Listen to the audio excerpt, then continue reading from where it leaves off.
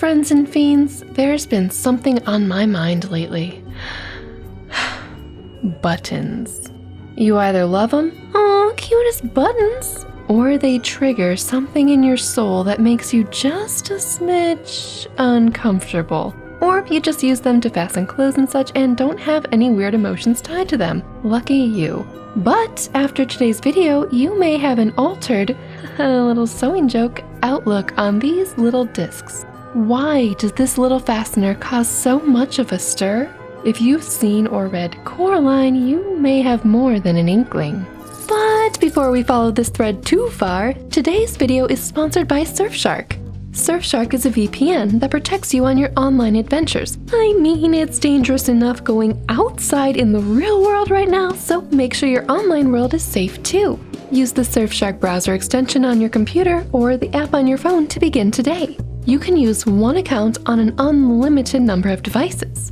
Depending on where you live, you may or may not be able to go around and mingle and move outside as much. Good thing Surfshark enables you to travel anywhere in the world, right from your very own devices. Stuck in a country where Coraline is not available for streaming on a popular service? Terrifying! But no problem. Just boot up Surfshark and begin country hopping and movie binging today.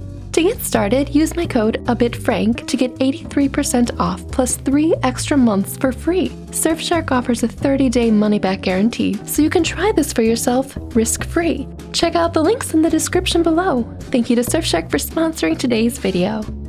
There's no doubt about it, the thought of sewing buttons on top of your eyes is really creepy and, if you're squeamish, nauseating. And there may be a really creepy reason, well, a few reasons, that buttons seem so creepy. The movie and book Coraline bring these plastic discs front and center. Our very first visuals into the movie world of Coraline are of the other mother sewing a doll together with, of course, button eyes. Yikes, but it kinda makes sense. Movie Other Mother has button eyes on all of her creations and constructs that inhabit the other world. Rats, Mr. Bobo, even Miss Spink and Forcival's dogs have these creepy manufactured eyes. I think these buttons mark creatures as hers, whether they be her creations or her victims. Maybe they are a metaphor, or maybe they literally make her minions see only the things she wants them to see, literally blocking their vision from reality, or maybe she can see through their button eyes. Hive mind eyes spies. Phew. While there is no creepy Coraline doll doppelganger in the book, buttons are just as prevalent.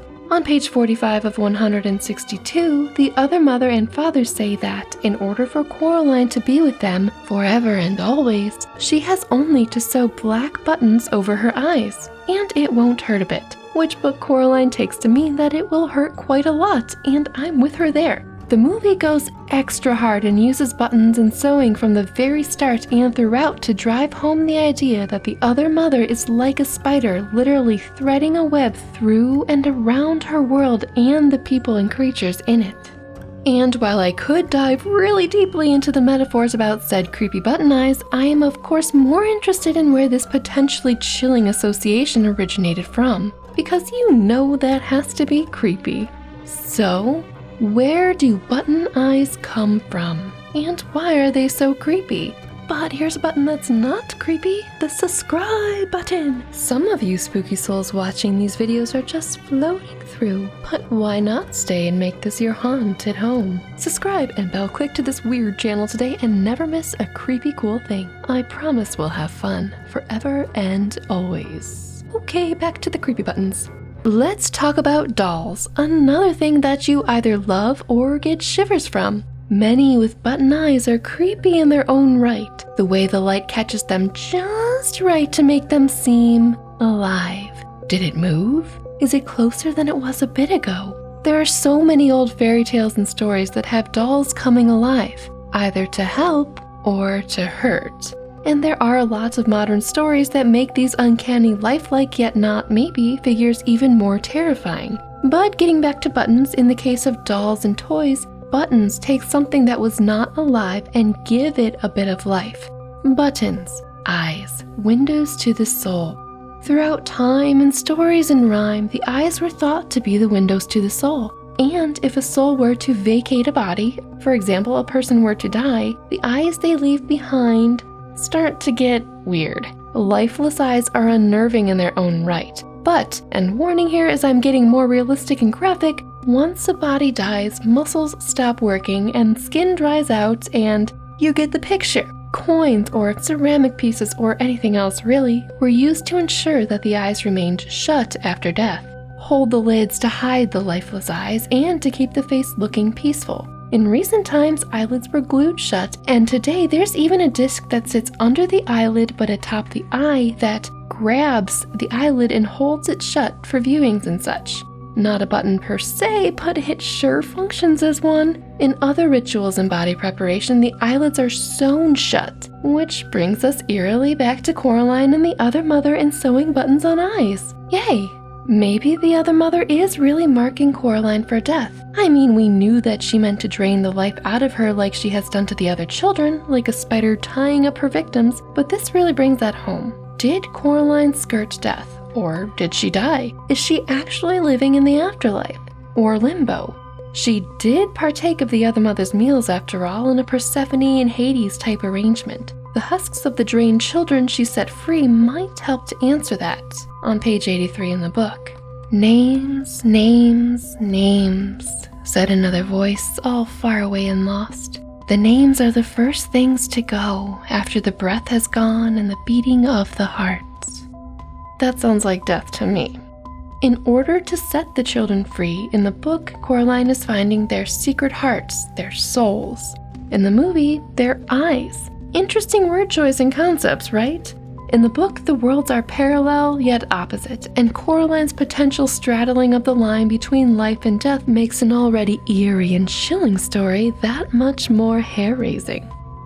Another metaphorical takeaway, yeah, I know I said I wouldn't, but here we are. In order to willingly stay in the other world, Coraline has to willingly sew her own eyes shut. Sew and shut out the truth of things and only see what the Other Mother wants her to see, through a button. In this case, she would be willingly giving up her will and her life essentially, and marking that decision with the ritual of sewing her eyes closed, not unlike a corpse in repose.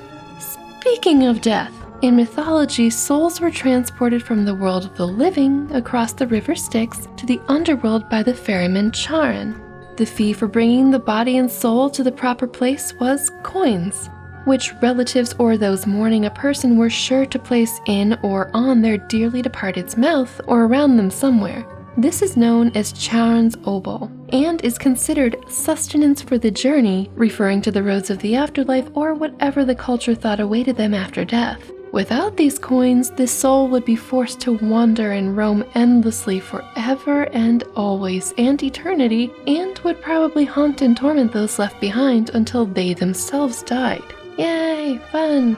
Now, ritually, coins don't appear to be placed on eyes, aside from the whole weighing down the eyelids thing, but sometimes large ghost coins were. Super cool name and rather interesting concept actually. Basically, rather than depart with actual money, the living would place an impression of a coin or icon into a piece of metallic foil, and would place that into the body's mouth, or larger ones over their eyes. This not a coin is dubbed ghost coin because it's there but not really there. Ooh. But now it's time to button this up. Sorry. What are some of your thoughts? How do you feel about buttons now? And if you were to stay in the other world forever and always, what button color would you choose? I'd probably go for purple. Not that I'd go through with it, but purple is a good color. Thank you, friends and fiends, for stitching with me through this weird buttonhole dive thing. If you are new here, say hello and subscribe and bell click if this creepy weird stuff is your jam. Okay, I'll see you soon in the next video. Stay spooky. Goodbye.